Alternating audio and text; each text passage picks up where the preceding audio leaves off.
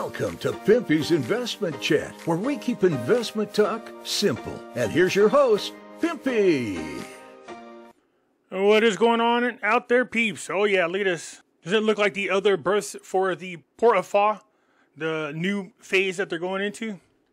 Anyways, we're going to cover an article where this person is commenting on Iraqi prosperity.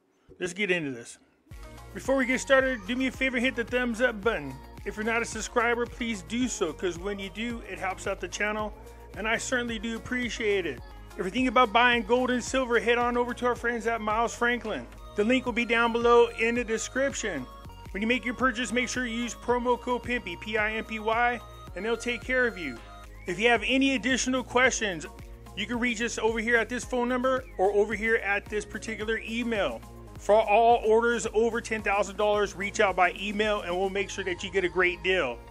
So come on over to Miles Franklin and add to your precious metal inventory. All right, it's a nice article and it does touch on some areas that we've talked about before, an Iraqi path to prosperity. So what you're going to see here is an interview taking place. That's why you see the names here, and they'll go back and forth. So this is Michael Young saying, you just published a paper at Carnegie on Iraq's Development Road Project. Why did you choose this topic and what did you argue? He said the topic is important for two reasons. First, there is growing interest both in the region and globally in the developing new routes for cross-border international trade, to the point where the Middle East today is an area for geo-economic competition between China's Belt and Road Initiative and counter projects supported by the United States, including the India, Middle East, European Economic Corridor, which recently gained prominence in light of the Gaza war and Ansar Allah attacks on commercial vessels in the Red Sea. In this context, interstate and interregional trade corridors are increasingly intertwined with geopolitical alignments. Second, Iraq, like several countries in the region, such as Saudi Arabia, Egypt, and other Gulf states, is witnessing a shift in interest towards mega projects and cross-border trade. After years of ethnic and sectarian divisions, the ruling elite are trying to look for new sources of legitimation, and here the idea of development is back again in the national discourse, but in a different way from the period of populist socialist developmentalism during the 1960s and the 70s. The new model is more inclined towards open markets, integration into global economy, and expansion of service sectors.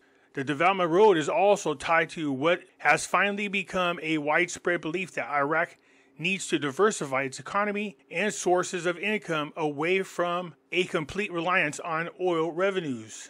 What are the main objectives to the project inside Iraq and outside? In your judgment, given these obstacles, what are the chances that the project will be implemented?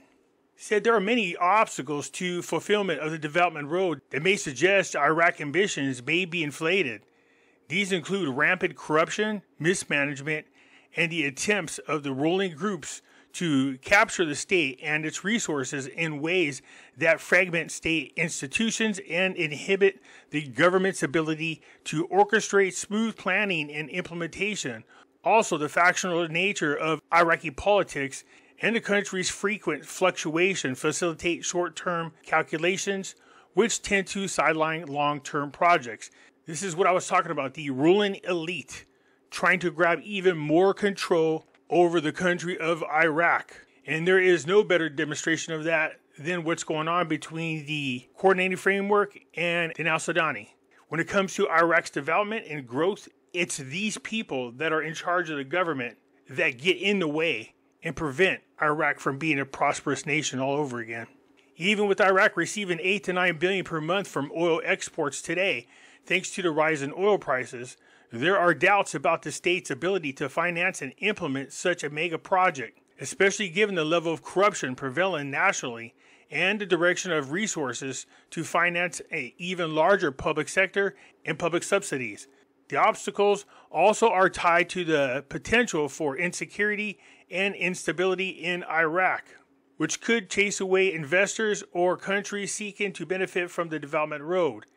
And perhaps most important, Iraq will have to find a place for itself in the midst of the regional geoeconomic and geopolitical rivalries, as competing trade connectivity projects are being put forward. These include, as I noted earlier, China's BRI, the India, Middle East, Europe Economic Corridor, as well as Iran's ambitions to become a platform for the trans-regional trade.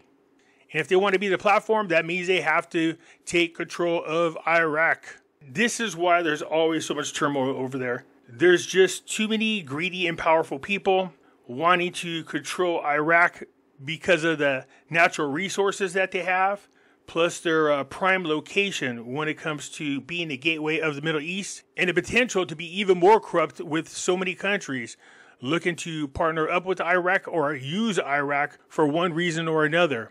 So these people, again, these political elites, they are the problem of what's going on. How likely are leading Gulf states to support Iraq in ensuring the Development Road project succeeds, particularly given Iran's considerable influence over Iraq? With Gulf states are more likely to help in this regards, and why? Currently, Qatar seems to be the main Gulf state interested in helping to advance this project, partly due to its dire experience during the blockade imposed on it by Saudi Arabia, the United Arab Emirates, and Bahrain from 2017 through 2021, which led to Qatari leadership to consider alternative routes for trade. Also, Qatar has strong ties with Turkey, its main regional ally before and during the blockade. Turkey supports the development road enthusiastically because it serves as a shortcut to the Gulf and meets Ankara's ambition of being a hub for global trade connections.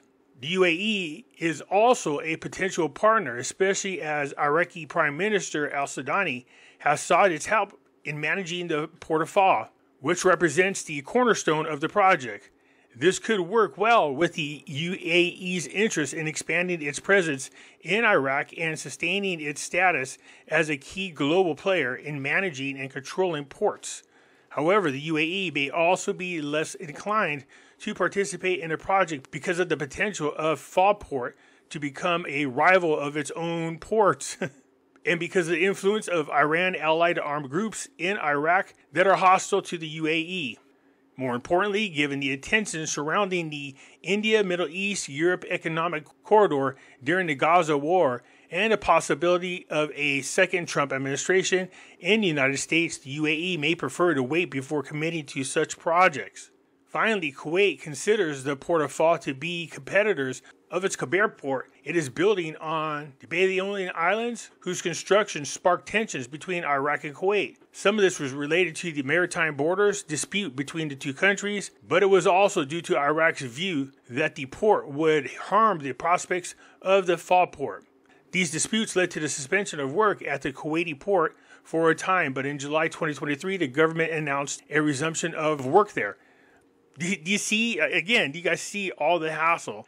I mean, you got regions fighting with each other, nations fighting with each other, and they literally are connected to one another. You got corrupt politicians, you have factions within politics, you have religions you have to deal with. It's just a pain in the butt. That's why I am honestly surprised at what it is that al-Sudani has been able to accomplish. Seriously. But now it looks like it might have been for naught. He started to become too popular, and the coordinated framework can't have that. The development road comes at a time when China is pushing its Belt and Road Initiative. In what way are the two projects contradictory or complementary, particularly as Iraq was a major recipient of Chinese funds allocated to the BRI? Iraq's place in the BRI has raised major questions at home, where observers and activists have wondered whether the development road is linked to or separate from Beijing's aspiration. In 2021, Iraq emerged as the largest beneficiary of Chinese allocations to the BRI, receiving $10.5 billion out of the total of about $60 billion. Before that, Modi's government had agreed with China to establish a joint fund in which the value of 100,000 exported Iraqi barrels of oil per day would be used to pay for Chinese loans and investments in reconstruction and development projects in Iraq. Indeed, the turn towards China has become part of the political rhetoric of some Iraqi political factions, especially those close to Iran, which have presented this as a means of confronting U.S. hegemony. However, in practice, Iraq does not occupy a key position in Chinese plans to benefit from regional connectivity projects. Beijing's widely proposed land route passes through Central Asia and Turkey, not through Iraq. Therefore, the Iraqi government has portrayed the Fa port as a complementary project, providing a new sea route that can also serve China and emerging economic powers in Asia, presumably shortening the time period and cost of trade with Europe. But even here, Iraq faces fierce competition from neighboring countries. Some of them are more established in international trade, port management, and shipping, such as the UAE, and some of them have the ability to disrupt Iraq's plans to implement the development road, such as Turkey, Iran, and Kuwait. Man, Iraq can't get no love.